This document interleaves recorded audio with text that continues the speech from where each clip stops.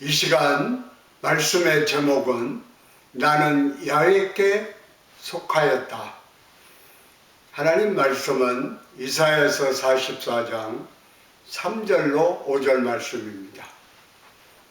나는 목마른 자에게 물을 주며 마른 땅에 시내가 흐르게 하며 나의 영을 내 자손에게 나의 복을 내 후손에게 부어주리니 그들이 풀 가운데서 솟아나기를 시냇가에 버들같이 할 것이라. 한 사람은 이르기를 나는 야훼께 속하였다 할 것이며, 또 한 사람은 야곱의 이름으로 자기를 부를 것이며, 또 다른 사람은 자기가 야훼께 속하였음을 그의 손으로 기록하고 이스라엘의 이름으로 존귀 여김을 받으리라. 아멘. 아멘. 많은 사람들이 마치 목마른 자가 물을 찾아 헤매듯이 모든 것이 갈급한 시대에 살아가고 있습니다. 코로나 원라인이 장기화되면서 영세 소상인들은 하루하루 살아가기가 힘들다고 말합니다. 물질에 대한 갈급함이 있습니다. 빨리 코로나가 끝나야 영업이 제대로 돼서 물질적인 어려움이 없을 텐데 수입이 마땅치가 않으니까 매달 월세를 내는 것도 어려운 것입니다. 또 많은 젊은이들이 일자리를 찾아다니고 있습니다. 일자리에 대한 갈급함이 있습니다. 가정이 편치 않고 가정의 상처를 많이 받는 사람은 화목한 가정에 대한 갈급함이 있습니다. 특별히 요즘은 젊은이들이 결혼을 하지 않고 혼자 사는 사람이 많이 늘었습니다. 혼자 살다 보니까 편한 것입니다. 결혼해서 가정을 꾸리고 자녀를 돌보는 것, 아유 힘든 사회 속에서 어떻게 살아가나. 그래서 아예 결혼도 포기하고 혼자 살아가는데, 그러나 혼자 살아가니까 마음에 외로움이 있습니다. 공허한 마음이 있습니다. 그 공허한 마음을 채워줄 것을 찾고 있습니다. 마음에 모두가 갈급함이 있는 것입니다. 또 교회를 오래 다녀도 은혜를 받지 못한 사람은 그 영혼에 갈급함이 있는 것입니다. 이 모든 갈급함을 채워줄 수 있는 분은 오직 우리 주 하나님 한 분밖에 없습니다. 아멘. 첫째로 갈급함을 해소해 주시는 하나님. 이사야서 44장 3절은 말씀합니다. 나는 목마른 자에게 물을 주며 마른 땅에 시내가 흐르게 하며. 주님 말씀하십니다. 내가 목마른 자에게 물을 주리라. 메마른 땅에 시내가 흐르게 하리라. 주님만이 우리의 모든 갈급함을 채워주십니다. 물질의 갈급함, 육신의 갈급함, 마음의 갈급함, 영혼의 갈급함을 채워주실 분은 우리 주 하나님 한 분밖에 안 계십니다. 아멘.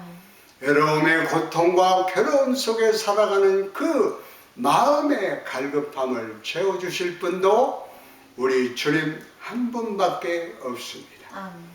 주님만이 모든 문제의 해결자가 되시고, 주님만이 우리의 구원자가 되시고, 주님의 우리의 처음이 되시고 나중에 되시고 우리의 모든 것이 되십니다. 이사야서 44장 6절은 말씀합니다. 이스라엘의 왕인 야훼, 이스라엘의 구원자인 만군의 야훼가 이같이 말하노라. 나는 처음이요 나는 마지막이라.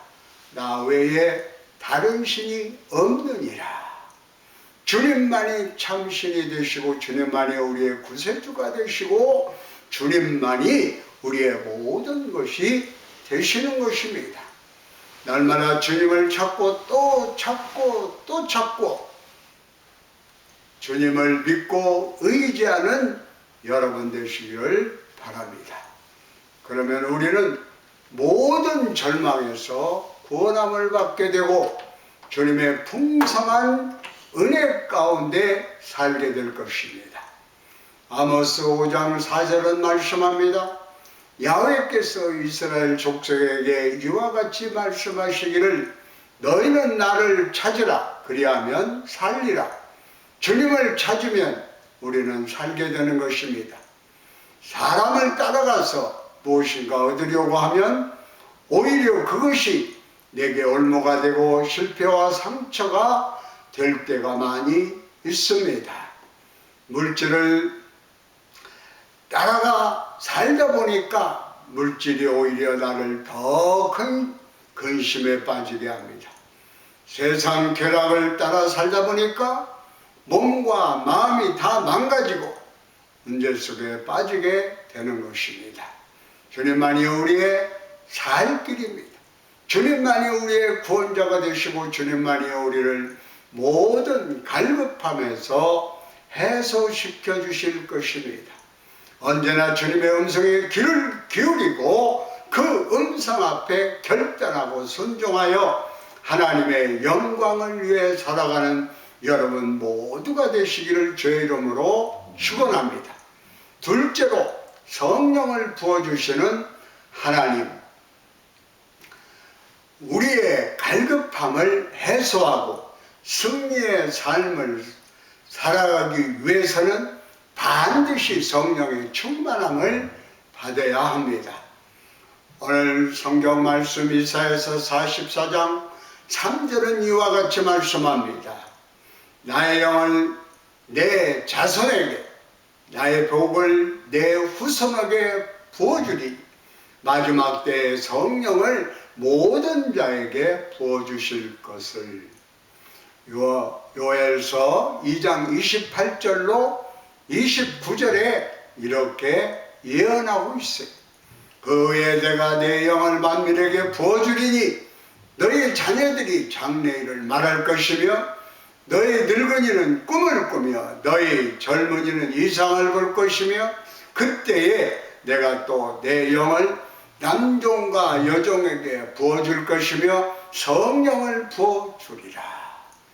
성령을 부어주어서 젊은이들이 마음의 꿈과 비전을 갖고 내일을 바라보고 나아갈 수 있게 해줄 수 있고 나이 많은 사람들도 거룩한 꿈을 갖고 앞만 바라보고 주님의 영광을 위해 살아갈 수 있게 만들어줄 것입니다.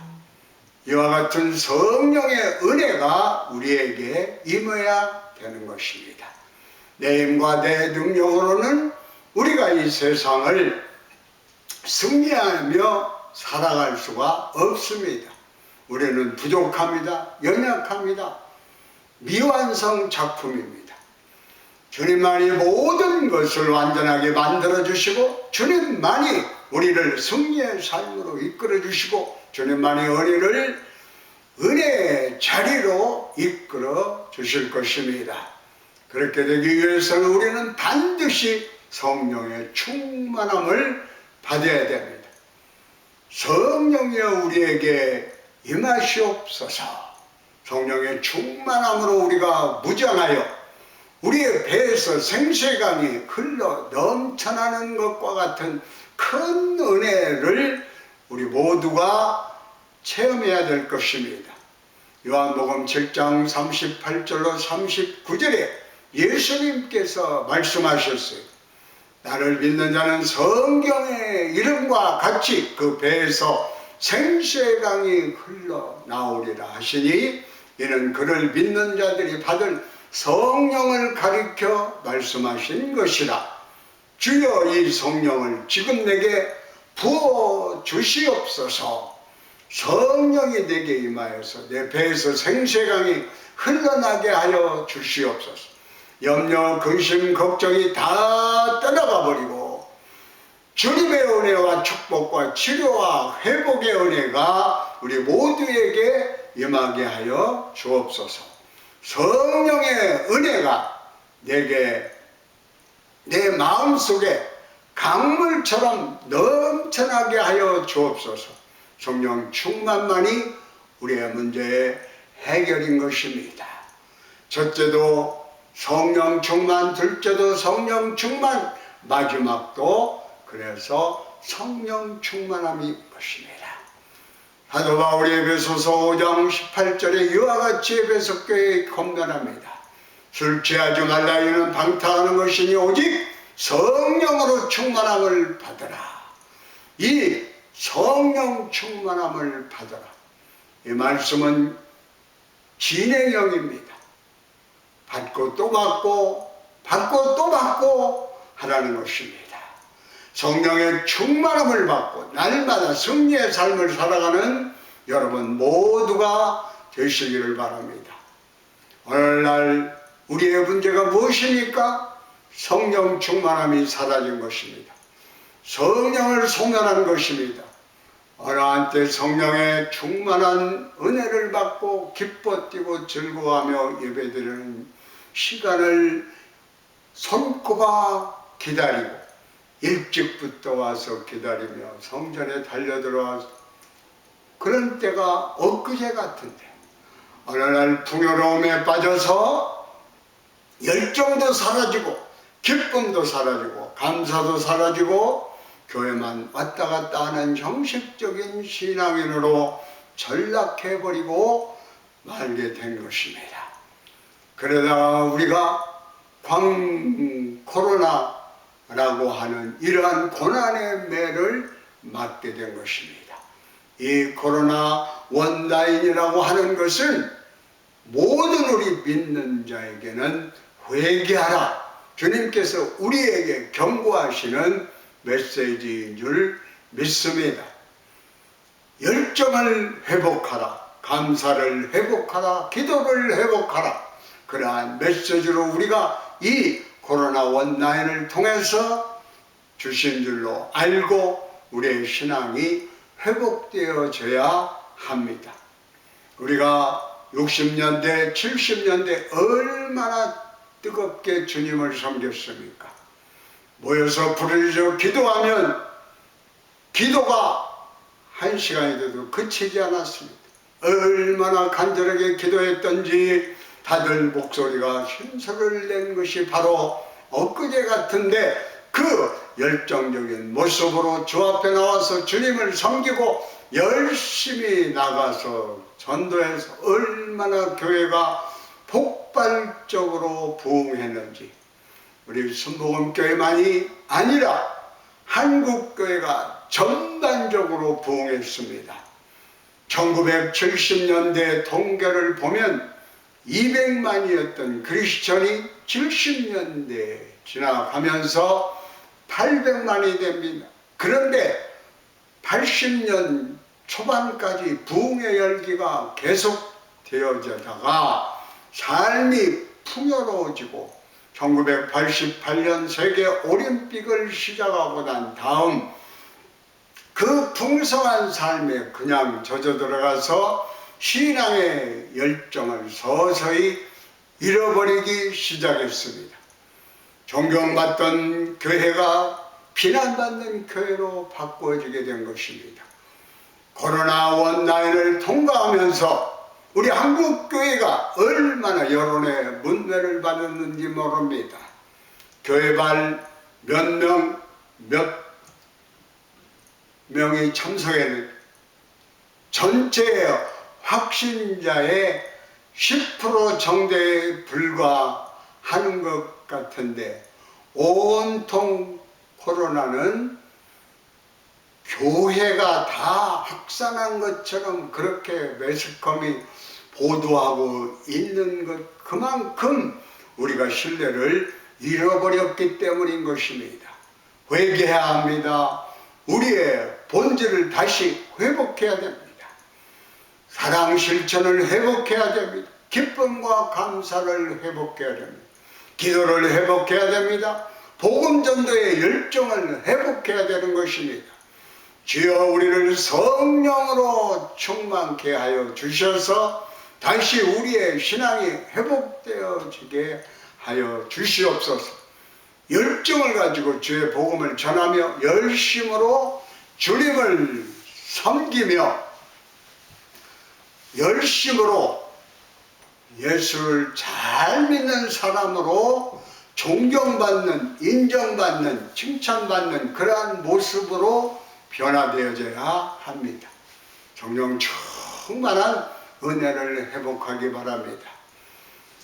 그러기 위해서는 부르짖고 또 모두가 부르짖어서 성령 충만함을 받는 주의 이름으로 축원하는 바입니다. 원망과 불평과 부정적인 생각과 부정적인 말은 모두 다 내던져 버리고 절대 긍정, 절대 감사로 무장해서 기쁘고 감사하며 긍정적인 고백을 하며 세상을 변화시키고 우리의 삶에 하나님의 풍성한 은혜가 임하게 되는 그러한 축복을 다 받게 되시기를 바랍니다. 셋째로 존귀 여김을 받게 하시는 하나님. 성경 이사야서 44장 5절입니다. 한 사람은 이르기를 나는 야훼께 속하였다 할 것이며 또 한 사람은 야곱의 이름으로 자기를 부를 것이며 또 다른 사람은 자기가 야훼께 속하였음을 그의 손으로 기록하고 이스라엘의 이름으로 존귀의 여김을 받으리라. 하나님께 속한 자는 하나님 앞에서 존귀의 여김을 받게 되는 것입니다. 예수님을 믿기 전에 우리가 어떠한 삶을 살았는가, 그것이 중요한 것이 아닙니다. 예수님을 믿고 난 그 순간부터 우리의 삶이 완전히 달라졌습니다. 새로워졌습니다. 변화된 존재가 되었습니다. 주님 앞에 존귀 여김을 받는 그와 같은 귀한 하나님의 자녀가 된 것입니다. 이사야서 43장 4절은 말씀합니다. 내가 내 눈에 보배롭고 존귀하며 내가 너를 사랑하였은즉 내가 내 대신 사람들을 내어주며 백성들이 내 생명을 대신하리니. 성경은 말씀합니다.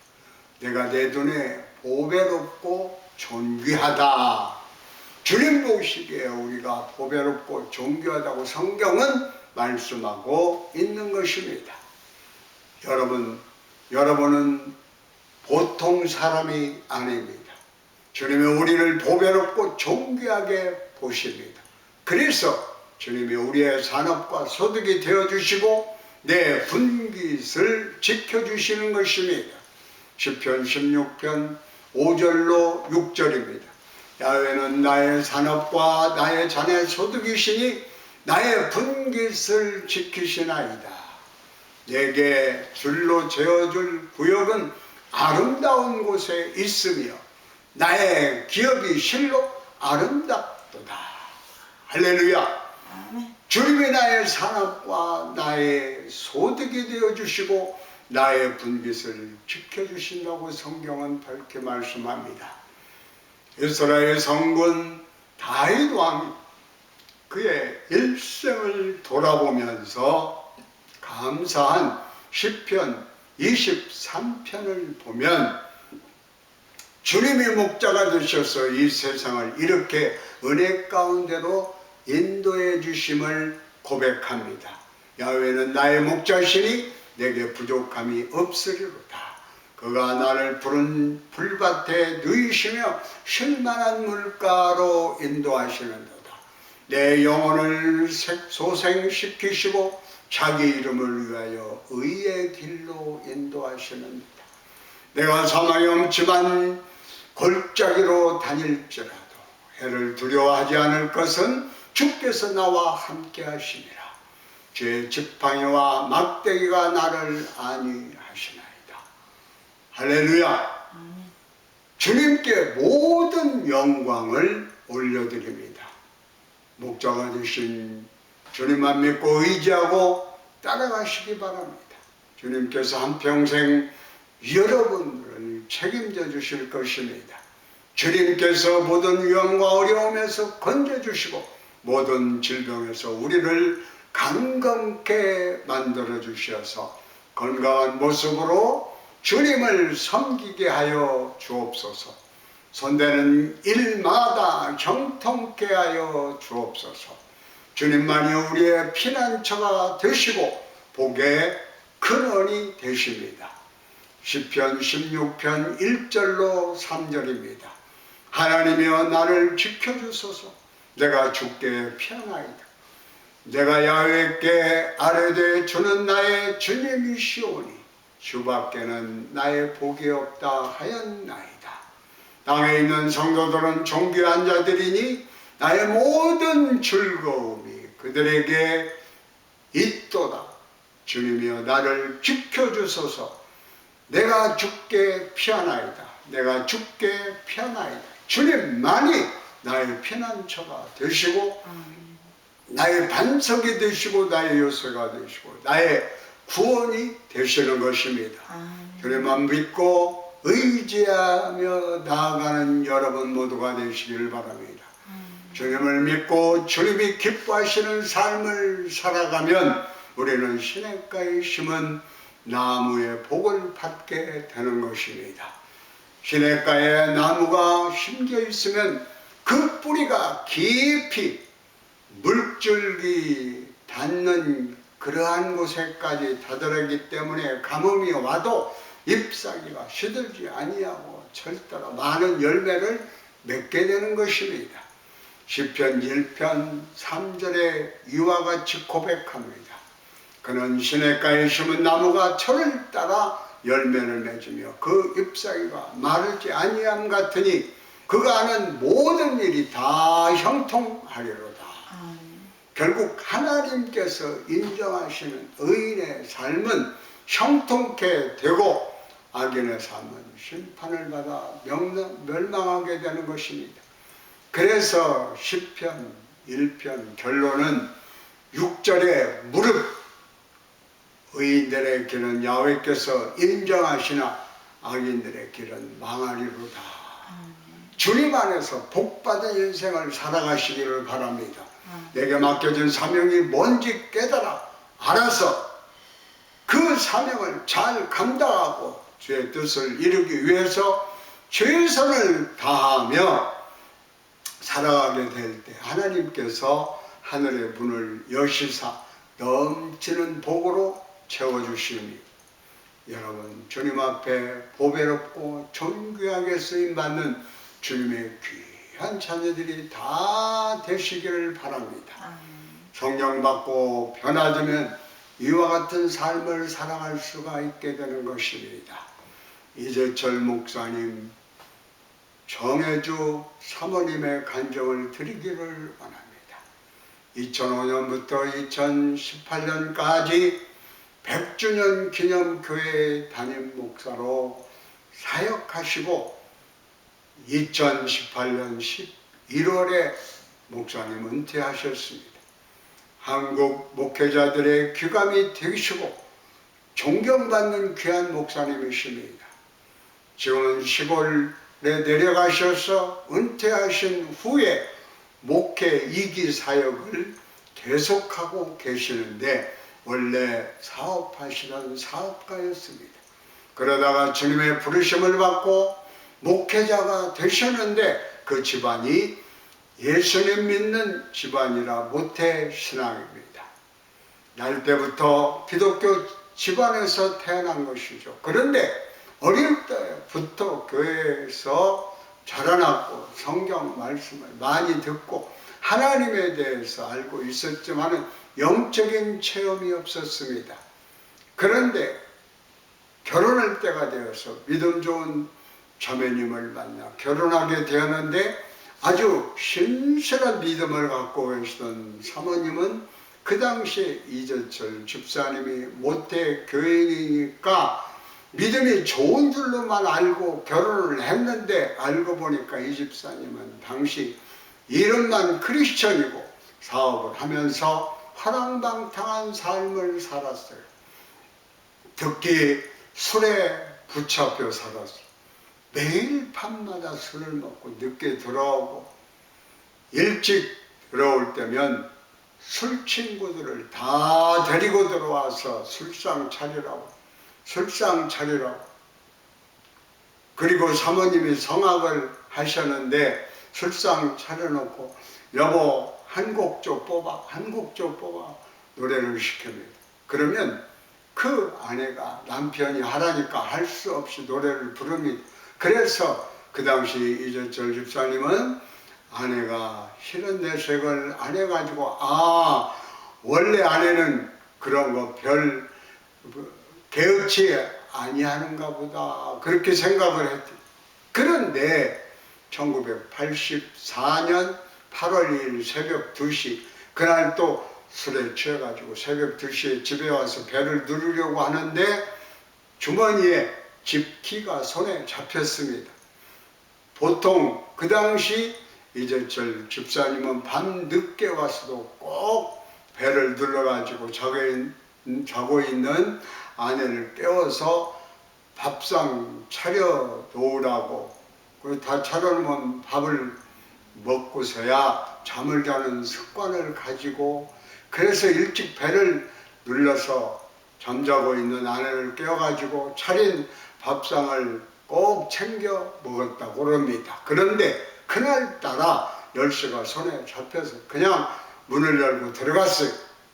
들어가 보니까 아내가 자기를 기다리고 있다가 침대에 엎드려 자고 있는 것을 보니까 그 머리밭에 무슨 노트에 물이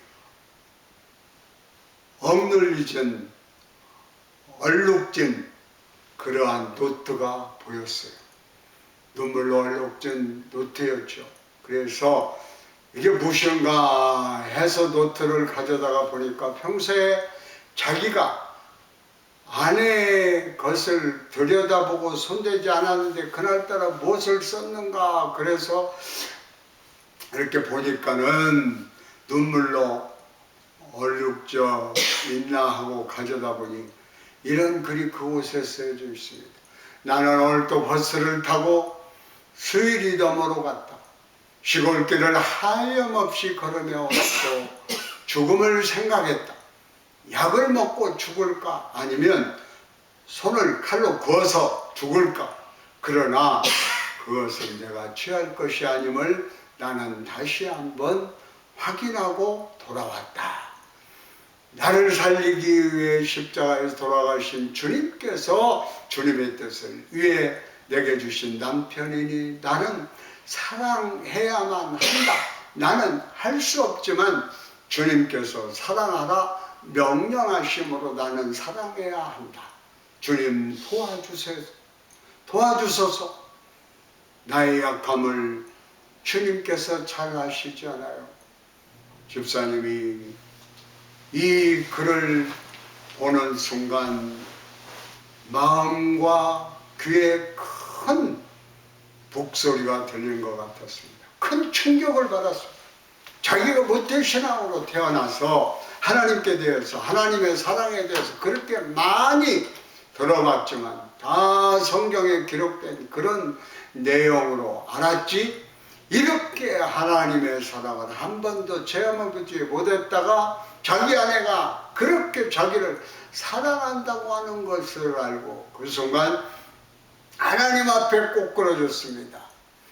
이 솟구쳐 오르는 감정을 추스르지 못해서 서재로 들어가서 흐느껴 옵니다.